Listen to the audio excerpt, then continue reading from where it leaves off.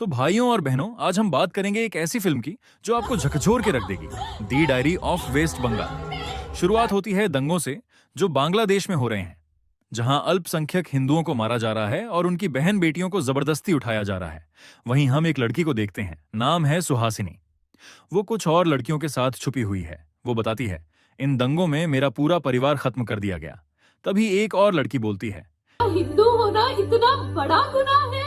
सुनकर सुहासिनी कहती है, जहां मुल्क शरिया कानून और मौलवियों से चलता हो, वहां और क्या उम्मीद कर सकते हैं।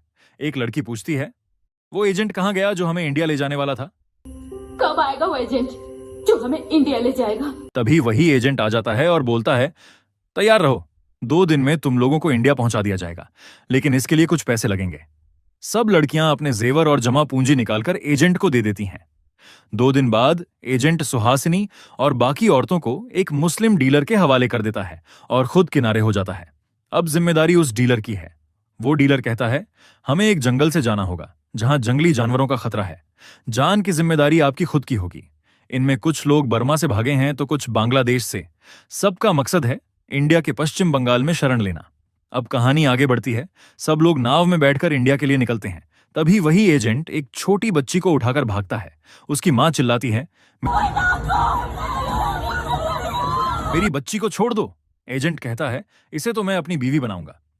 मां बेचारी बेबस रह जाती है। अगले दिन ये लोग बंगाल बॉर्डर पहुंचते हैं।